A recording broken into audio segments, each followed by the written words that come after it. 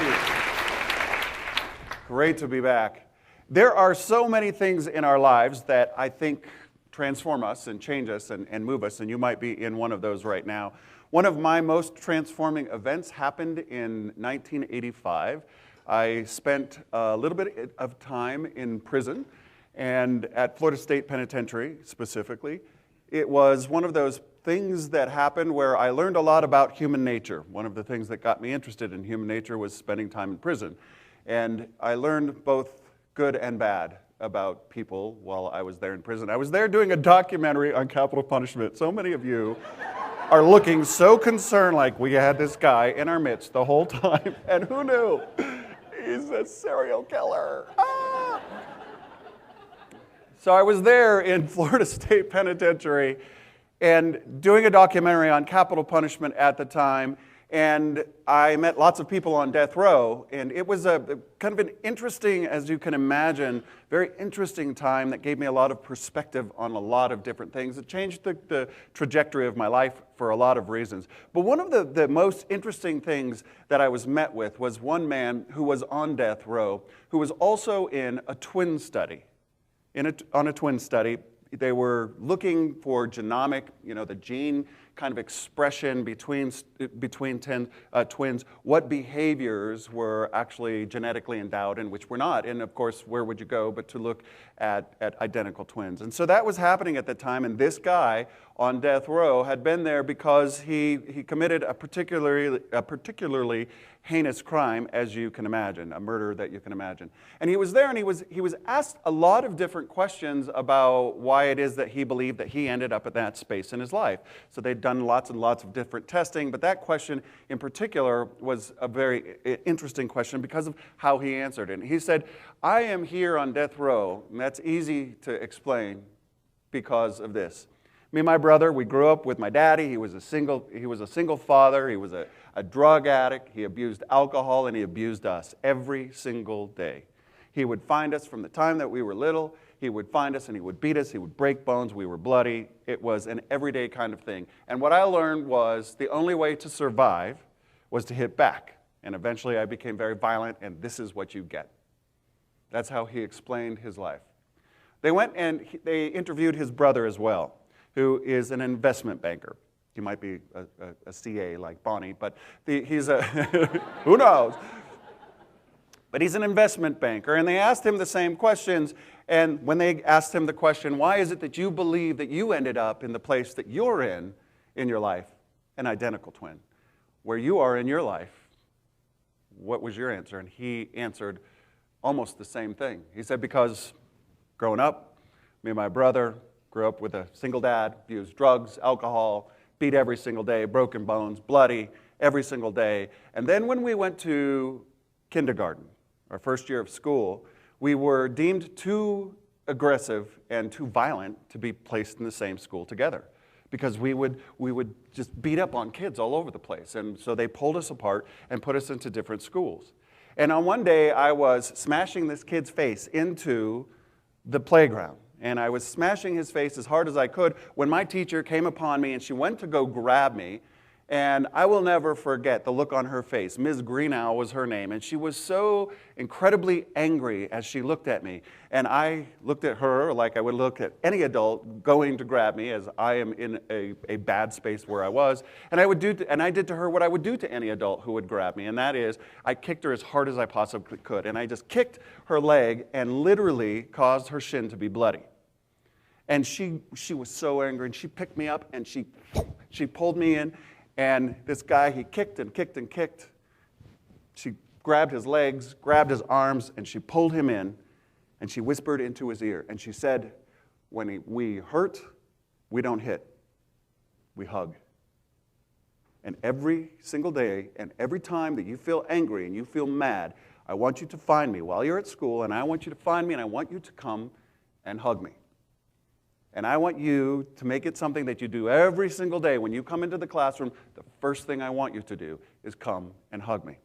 And he did it again and again and again. And he at first got made fun of by his little kindergarten classmates, and then they began to become involved in this whole hug fest, and it became a hugging class, and this whole hugging thing began to happen, and over again, he grew to be quite a hugger. And he taught me one of the most important lessons that I have learned, and I hope that you learn from our little chat today, and that is this, is that you can't always be responsible for where you came from, but you absolutely have a choice about where you are going. We become who we are and who we practice and what we practice over and over and over again.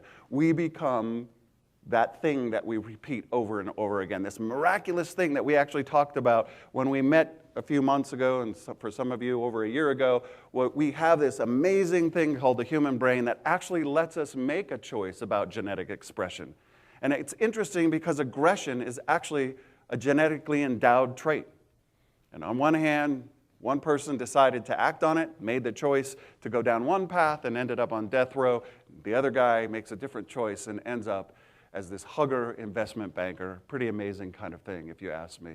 And so when we make choices, and the choices that you have before you today, and when you look at what you have facing you today, you have some big choices. And here's the thing. You have choices about how you interact with what's coming your way. You have some choices about what is change going to do to you, what change is going to do to not only your organization, but to you yourself. And so today what I want to give to you is a little bit of charge up around this idea that you do have choice. You have some really pretty big choice. The only blockade between you and that choice is you taking it, and you deciding to take it, and an awareness about the choices that you can actually make. And I think I told many of you when we first met that I believe that what we do is we make some pretty bad choices about our brain. We abuse it a whole heck of a lot. It's like having the Stradivarius violin that we bring up on stage and beat up, and then we expect it to play beautiful music. And yet we don't, because we sabotage our brains on a daily basis because we're not taking care of our brains. I believe that in the end, probably one of the most important things to remember as a human being and as the species that we are, one of the most miraculous things is that we are here and we do something that's exquisitely different than all of the other beasts on the planet, and that is we create significance for others. We create impact and significance for others. And when we make choices about our life that allow us to interact where we're not so freaked out and we're not so scared and we're not so busy focused on ourselves, we can actually do that quintessentially exquisite human thing by focusing on others and creating the significance that we can for others. And I actually think that is what Bon and the others, and Marilyn and Kim have talked about, is the whole idea that being a business partner, being someone that you partner with the people in your organization, that's about creating significance in their life. Because imagine the fear they have. Imagine the unanswered questions they have, and they might be looking to you for those unanswered questions, and you are going to maybe sit there and go, well, don't know yet. But here's the deal. Here is the thing.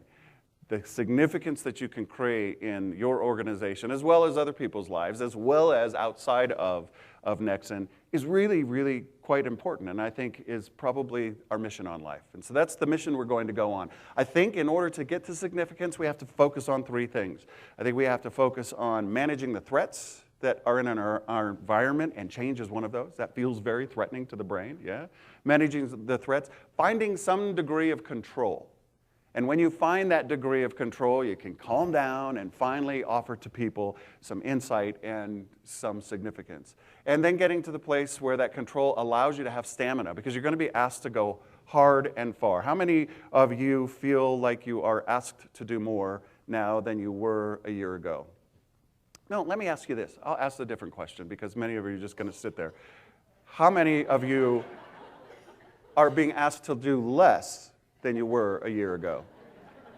Oh yeah, there's Yazid in the EPDP. Of course, he's being asked to do less. He told me about the EPDP kind of thing. I'm like, EPDP? And then there were people at my table who were old, and they said there should be an OP EPDP, and old people EPDP. I'm like, oh, I don't even know what it is, but it sounds cool. So the thing that we want to do is we want to be able to run long and hard and charge into not only our work, but our life. And I want to remind you throughout our chat and our time together this one central theme, and that is this. Your brain goes with you wherever you go. It goes with you wherever you go. It doesn't matter whether you're at home or at work, at play. It goes with you. You don't have a work brain and a home brain and a play brain. You show up as a different facet of who you are, but your brain and the quality of it and the health of it shows up wherever you go. And so paying attention to that, I think, is so incredibly important to not only our longevity, but to overall stamina and to that end goal of creating significance.